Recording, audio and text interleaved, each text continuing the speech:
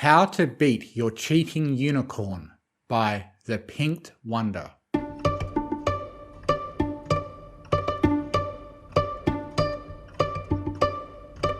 It was do or die. I had to summon all my gentleness.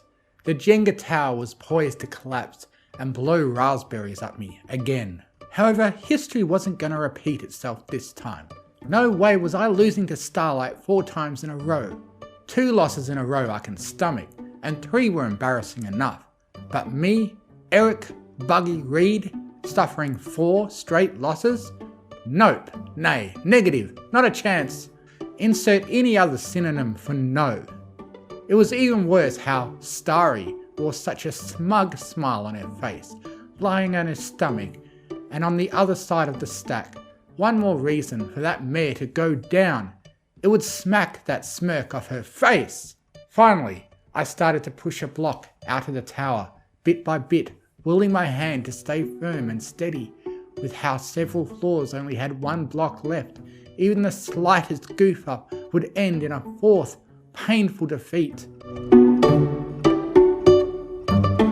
Got it halfway out. So far, so good. Come on, tower. Stand strong for daddy. Just an inch left to go.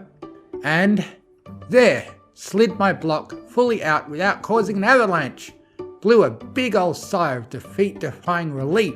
Still, it wasn't over yet.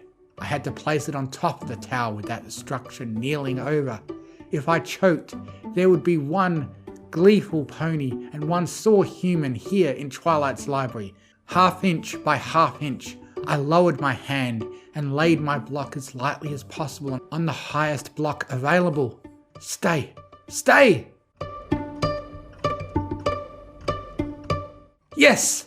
Set it without a collapse! Actually, there was a collapse. A glorious one of my favourite unicorn's smirk. Ha! Who's the man? As soon as the words flew from my mouth, Starlight's eyelashes reminded me that she isn't even male, and I'm Equestria's only man anyway.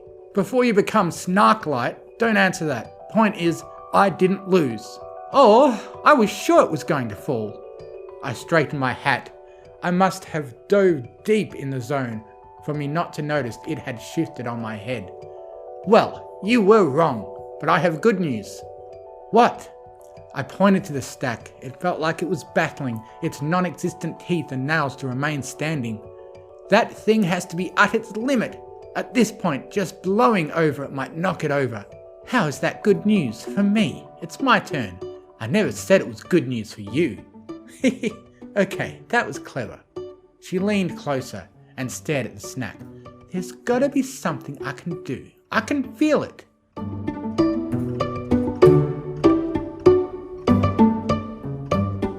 Stare all day if you want. It'll just delay my W and your L. The imminent loser continued her examinations from one angle after another, even walking around the tower in circles in the process. She stopped walking and a sly smile curled on her face. What was going on in that head of hers this time? Hold on to your victory speech, because there is a move I can make. Doubt it, just accept your L so we can play again and I shoot for a 2-game winning streak. Oh really? Her smile grew wider and slyer. Would you like to bet 20 bits that I can't? Of all the bets Starlight had ever proposed for us, this would be the easiest to win yet. Props to the mare putting her bits where her mouth is. But she might as well have just given them to me on a literal silver platter. Why not? I can use more bits, so I'll take that bet. Good. Starlight's horn glowed. All the blocks lit in turquoise magic. A block, the last one on its floor, slid out and floated onto the top. The stack was now in 2 halves, yet it didn't fall due to being held up by magic. That big cheater! It looks like the start of your winning streak will have to wait, Buggy. Sorry/not sorry. Hey, that's cheating! What? Cheating? Whatever do you mean? The cheater asked, trying to sound and smile innocently, and failed miserably at looking innocent. You know whatever I mean. Star cheat. Even if ponies other than unicorns rarely try to play this game for obvious reasons, there has to be a rule against this. Well, I don't know about human rules for Jenga, but it doesn't break any equestrian rules. She floated one of the many books off a bookshelf in Twilight's library. Knowing Twi, the princess of books, she'd prefer to have more, and laid it out in front of me. I skimmed through the book, yet found jack about unicorns and alicorns being forbidden from supporting Jenga towers with magic. Then again, it was fishy that Starlight already knew that rulebook's exact location. Could this have been set up before Hoof? See? Okay, no rule says unicorns can't do that, but how do I know you didn't cast some spell to rewrite this book earlier? Would I be devious enough to do that? Starlight's fake, innocent smiles might suck, but they at least look cute. Yes, you're Starlight Glimmer. Touche, but I won our bet. Starlight levitated herself over to me and petted me on my head with a hoof. She loves doing that anytime she owns me. Then expectantly hung the same head-petting hoof outstretched in front of me. My bits, please. Yeah, I'll fork over your stinking bits late. Wait, I have an idea. What is it? I bet you 40 bits that I can win. Her eyes widened, a little surprised my bet offer didn't shock her into falling. But nope, Starry managed to keep herself airborne. What? How? You know I would let go as soon as you try to move a block and make you lose, right? Then I guess you missed a move open to me. I pulled out my own sly smirk. Or are you scared I might pull off the W despite you bending rules? No, if you really want to lose more bits, I won't talk you out of it. Then it's a bet? She nodded. It's a bet. Perfect. Now that she took the bait, I tapped her horn.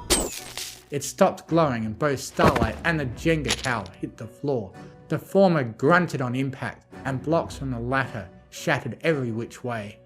Never loved it more that a unicorn's magic can be cancelled by tapping their horn, including a certain cheating unicorn I'm castle mates with. Since I technically didn't say it was my turn, I believe the L belongs to you, Starry. Hold it high. But that's not fair. I would joke about how you can't talk, but there's something more important for me to do and say. I leaned down to the outwitted cheater and petted her head, then stretched out my hand in front of her. My bits, please? I might have gotten the sweet last laugh on her that time, but our shenanigans brought back warm memories of my two big sisters and my shenanigans from my old world, especially Erica's. Erica and I in particular always tried to one-up each other any chance we got, whether during competitions, playing baseball, or whatever. It was fun recreating that in Equestria, sometimes with an equestrian big sister. Besides, it's not like I can go back to that world, so this was the best I had.